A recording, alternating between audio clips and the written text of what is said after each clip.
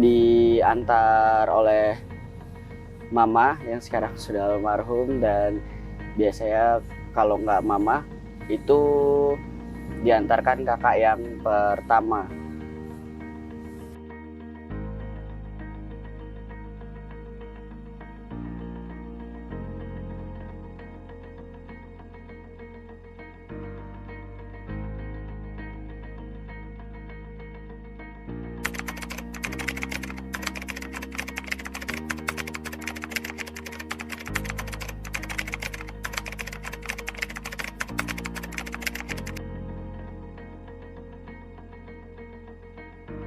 Bila kita berusaha dengan yakin, maka tak akan ada yang tak mungkin.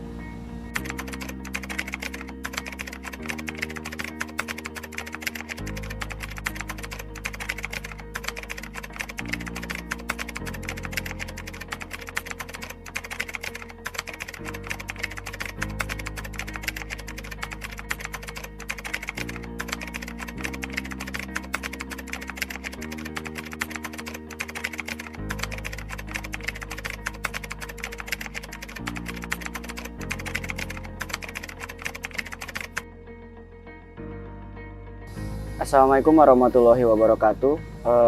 Nama saya Agung Laksono, usia 23 tahun, saya lahir di Lampung.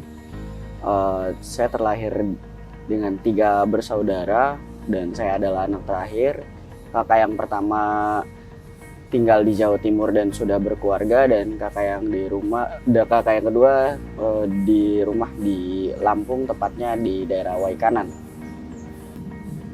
Untuk pendidikan SD, saya sekolah di SLBN Negeri Waikanan, yang mana jaraknya itu dari tempat saya di Kasui dan SLB-nya ada di daerah Baradatu. Itu kurang lebih 30 menit sampai 1 jam perjalanan, karena jarak yang cukup jauh dan cukup jelek jalannya. Dan saya berangkat sekolah ketika SD diantar oleh mama yang sekarang sudah almarhum, dan biasanya kalau nggak mama itu diantarkan kakak yang pertama. Dan saya melanjutkan SMP dan SMA di SLBA Binensani di Bandar Lampung. Sejak dari kelas 1 SMP saya tinggal di asrama, dan ketika akhir kelas 11 saya keluar dari asrama dan memilih untuk tinggal di kosan. Mengapa Kak Agung ini berani untuk terus bermimpi, Kak? Karena hidup itu perlu bermimpi dan diwujudkan. Kalau kita hanya stuck, puas dengan apa yang sudah kita capai, maka kita tidak akan pernah berkembang. Kita tidak akan pernah mencapai apa yang kita impikan, apa yang kita wujudkan, dan apa yang kita harapkan. Jadi sampai saya jauh-jauh datang dari Lampung ke Tangerang untuk kuliah, itu salah satunya untuk mengejar impian. Pertimbangan apa saja sih yang Kak Agung pikirin sebelum memutuskan untuk kuliah? Banyak pertimbangannya, mulai dari biaya, mulai dari bagaimana nanti orientasi di sana. Karena jujur saya di Jakarta, khususnya untuk kemana-mana di Jabodetabek sendiri itu sendirian baru saat ini, dan modal nekat saya coba. Pertimbangan keuangan juga saya pikirkan, gimana nanti makannya di sana, dan ketika mau kuliah pun gimana biayanya, tinggalnya di mana, dan untuk memenuhi kebutuhannya gimana gitu. Kalau masalah apa aja sih yang ada sebelum kakak kuliah ke sini? Masalah lebih ke mungkin awalnya tempat tinggal, masih bingung mau tinggal di mana. Terus untuk poin keduanya tentunya untuk memenuhi kebutuhan hidup. Jadi bingung mau makannya dari mana nantinya, mau transportasinya dari mana kalau misalkan dapat tempat tinggal yang jauh dari kampus. Pada saat ngerantau itu apakah diantar keluarga atau bagaimana? Enggak. Jadi ceritanya saya sebenarnya untuk ke Jabodetabek niatnya main-main aja, main ke rumah teman. Rencana saya mau main ke Jakarta, Bandung, Surabaya, sampai mungkin nanti bakalan ke Bali. Tapi ada satu teman yang menyarankan, katanya kenapa kamu nggak fokusin aja dulu buat kuliahnya. Nanti kan kalau mau main-main juga bisa ketika libur semester atau ketika lagi nggak ada tugas dan lain sebagainya, atau ketika udah selesai kuliah sekalian, daripada kamu udah daftar SBM dan menyerahkan semuanya ke SBM ternyata nggak lulus, jadinya kamu nanti bingung sendiri.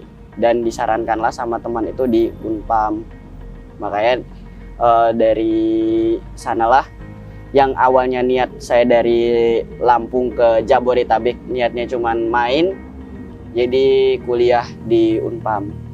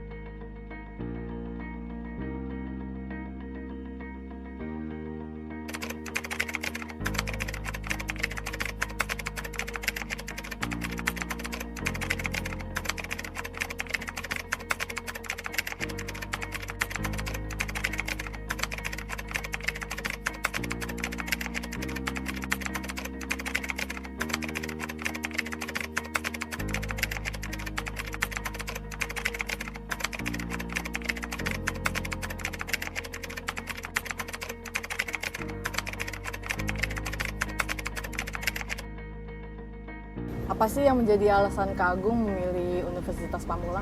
Apa memilih Unpam itu karena Unpam sangat akses dengan tunanetra sejauh ini, nggak ada yang neko-neko persyaratannya harus ini, harus itu. tes ini tes itu, enggak. Pokoknya yang penting kita bisa mengikuti aktivitas di Unpam, kita bisa ikut. Dan ditambah lagi di Unpam ada kelas karyawan yang bisa juga kita ikuti, dan itu sangat membantu saya untuk mencari tambahan untuk keuangan juga. Saya dari program studi manajemen, yang mana saya baru masuk di tahun ini. Karena manajemen, saya suka bisnis. Jadi awalnya bisnis yang cuma jadi hobi buat nambah pemasukan. Jadi kan awalnya saya di Lampung juga pernah jualan produk digital, terus lessons gitu. Nah, saya ingin mengembangkannya secara nyata. Saya ingin punya toko sendiri, atau saya ingin memanage usaha saya sendiri. Makanya saya memilih manajemen untuk prodi saya. Saya tahu Unpam dari udah lama sebenarnya, dari saya sejak di Bandar Lampung pun saya sudah tahu info Unpam, tentang kemudahan masuk Unpam. Tapi awalnya saya belum berminat masuk Unpam karena saya dulu mengejar prodi psikologi atau pendidikan sastra bahasa Indonesia. Karena kan kalau sastra bahasa Indonesianya ada di Unpam, tapi dulu saya mengejar pendidikan sastranya. Nah, ada teman yang kasih info, udah masuk Unpam aja, di sini ada prodi ini. Dan saya coba browsing tentang Unpam, dan saya menemukan prodi yang saya inginkan. Terus saya coba hubungi teman saya juga yang sudah di Unpam, dan katanya Unpam aksesibel banget dan mudah banget, apalagi untuk difabel kuliahnya digratiskan. Jadilah saya memilih Unpam untuk mendaftar kuliah. Kalau untuk fasilitasnya, bagaimana sih Universitas Pamulang kepada mahasiswa difabelnya? Untuk fasilitas sudah cukup lengkap, apalagi ditambah ada PLD yang siap membantu kebutuhan mahasiswa disabilitasnya. Terus ada orang-orangnya juga cukup akses, dan kalaupun kita jalan gitu belum tahu lingkungannya dan ketemu orangnya juga ramah-ramah. Kalau untuk peran Unpam kepada pendidikan Kak Agung saat ini bagaimana?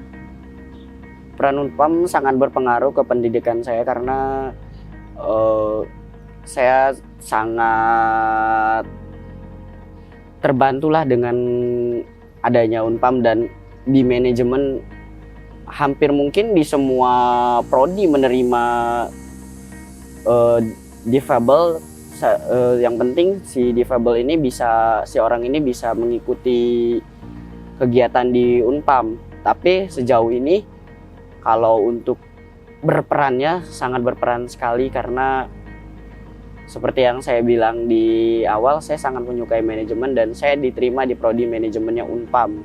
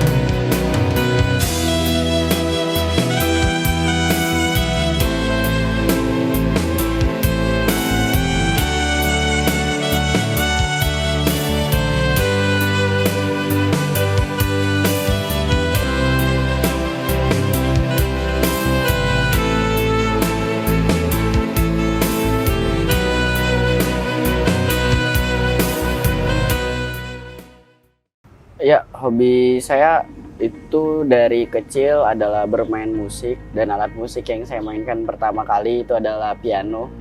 Jadi awal saya suka piano itu sejak suka mendengarkan lagu-lagu klasik kayak Beethoven, Mozart, dan lain-lain. Jadi ditambah dulu mama pernah beliin piano mainan yang cuman ada 10 touch kalau nggak salah. Nah, itu saya ulik terus, saya mainin terus, dan pada akhirnya kayaknya tertarik nih. Saya punya piano yang agak gede dikit, jadi akhirnya sama mama dibeliin lah piano yang waktu itu piano biasa, cuman cukup lah kalau untuk belajar piano.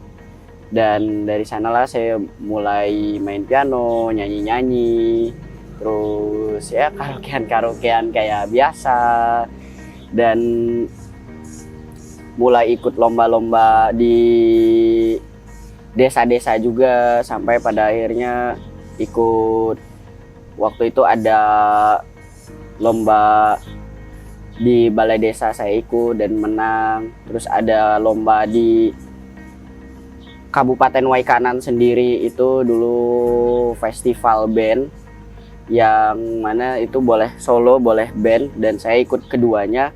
Di band saya kalah karena mungkin teman-teman yang kurang mendukung, tapi di solo alhamdulillah saya menang juara 1. Dan untuk di musik sendiri saya juga biasa mengisi di acara-acara, dan mulai ya sedikit-sedikit ada penghasilan dari sana. Jadi waktu umur kurang lebih 11-12 tahun itu udah bisa jajan pakai uang sendiri. Terus mulai ikut event lomba juga FLS 2N waktu itu dari sekolah, dan saya menang juara 3 lomba menyanyi waktu itu di tingkat provinsi. Terus waktu saya juga mulai di tahun 2018, yang awalnya nggak suka puisi karena menganggap puisi itu apaan sih, cuman kayak sebuah kata yang dirangkai menjadi kalimat yang indah. Tapi ketika ada satu guru literasi namanya Pak Yusuf Zamzam, waktu itu dia ada ngelatih aku sama teman-teman, yang sebenarnya aku ikut itu karena ditunjuk dari sekolah di Bandar Lampung. Jadi ditunjuk, awalnya ya udahlah yang penting ikut aja, yang penting dipikirin waktu itu yang penting nginep di hotelnya aja. Terus pada akhirnya ketika ikut, terus pas Pak Yusuf ngejelasin materi di seminar itu atau di pelatihan itu, kok bagus ya, untuk puisi kok nggak seperti yang aku bayangkan gitu. Jadi kayak beda aja dari yang aku bayangin. Jadi pas disuruh buat puisi pertama kali dan dibacain sama Pak Yusuf tanpa diedit sedikit pun, itu bisa jadi enak. Nah dari sanalah aku tertarik buat mendalami cipta baca puisi. Dan kebetulan waktu itu aku juga langsung ditunjuk sekolah lagi buat ikut lomba di tingkat provinsi dulu awalnya, dan latihan selama 2 minggu. Pas ketika lomba alhamdulillahnya menang, mewakili provinsi Lampung. Pada saat itu masih dengan kategori yang sama, cipta baca puisi, di tingkat nasional. Waktu itu di Jakarta juga, itu juara 1 tingkat nasional juga alhamdulillah. Yang mana sebelumnya aku nggak minat banget sama puisi, nggak ada ketertarikannya lah, apaan sih tuh puisi. Tapi ketika Pak Yusuf yang ngajarin jadi tertarik, dan sampai dengan saat ini aku masih nulis dan masih sedikit-sedikit buat puisi, dan terkadang juga ikut event-event puisi gitu. Dan kesibukan yang lainnya juga sebenarnya sama kayak teman-teman lainnya tapi kayak yang unfaedah ya sih kadang ngegame gitu, terus ngulik-ngulik software baru ini sama teman-teman online. Dan kenapa juga aku jadi suka manajemen, karena aku waktu itu pernah nemu channel YouTube Sukses Before 30. Nah, itu kayak benar sih yang diomongin, tapi gimana cara mengawalinya, gimana cara untuk memulainya, terus bekal apa yang harus ditanamkan dulu untuk mencapai itu aku nggak tahu. Makanya aku coba buat masuk ke prodi manajemen dan sekaligus memperdalam hobi yang ketiga itu berbisnis. Dan di samping itu aku juga punya impian sih untuk membuat apa ya namanya, kayak brand kopi sendiri, karena kan di Lampung identik dengan kopinya. Dan semoga nanti ketika sudah dari sana aku juga bisa mengembangkan itu dengan hobiku. Rencana Kak Agung setelah lulus kuliah nanti apa nih? Rencana aku setelah lulus kuliah nanti mungkin akan membuat bisnis sendiri, yang mungkin mengembangkan brand kopiku sendiri. Atau kalau misalkan itu masih belum terwujud, masih belum tercapai, mungkin aku akan melanjutkan S2 juga. Kalau bisa sambil bekerja, nggak tahu nanti keterima di kantor mana, atau bahkan saya membuat usaha sendiri yang itu mungkin ya nggak jauh-jauh dari digital marketing dan lain sebagainya. Tapi saya sudah merencanakan itu, kayak kalau nggak kopi mungkin digital marketing atau ke bisnis lainnya yang bisa diaplikasikan ilmu dari Unpam. Kira-kira nih mau buka kopi di Lampung kah atau di sini? Untuk usaha kopi mungkin saya akan coba buka di sini dulu, karena prospeknya lebih besar. Dan saya lihat juga di sini banyak yang suka kopi, walaupun udah banyak yang usaha kopi, cuman kayak masih kurang aja gitu yang jual kopi dengan langsung dari Lampung dan diolah sama orang Lampungnya langsung gitu. Walaupun saya nggak asli Lampung juga sebenarnya, cuma lahir di Lampung. Apa sih pesan yang Kak Agung ingin sampaikan kepada seluruh mahasiswa, baik itu yang difabel maupun non difabel yang saat ini sedang berkuliah atau masih bingung nih mau berkuliah atau enggak gitu? Untuk teman-teman difabel dulu, kalau untuk teman-teman difabel itu kuliah untuk kita penting sih, karena di samping menunjang untuk kita bisa usaha apa, kita juga bisa menambah relasi, kita juga bisa mencari circle-circle baru yang mungkin bisa membawa kita ke sesuatu yang tidak pernah terfikirkan untuk kita sebelumnya. Untuk yang udah kuliah, teman-teman difabel tetap semangat dan saling bantu.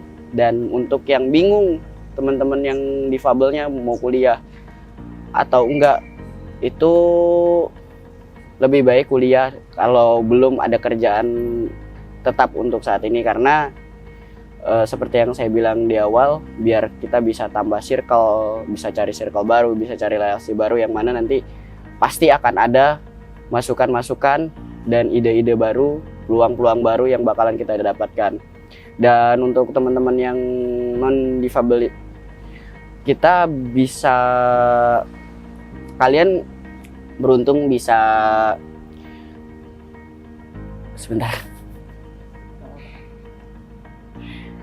kalian beruntung bisa melihat tidak seperti kami. Dan maka dari itu jangan sia-siakan kesempatan untuk yang masih bingung kuliah atau tidak. Memang kuliah tidak menjamin kita bisa bekerja apa nanti, tapi kuliah bisa menjadi bekal kita bisa kemana nanti. Dan untuk yang masih kuliah, tetap semangat, jangan menyerah. Mungkin sekarang kita apaan sih nih, tugas lagi bla bla segala macam. Tapi nanti kita bakalan menuai hasilnya ketika udah dipakai untuk kerja.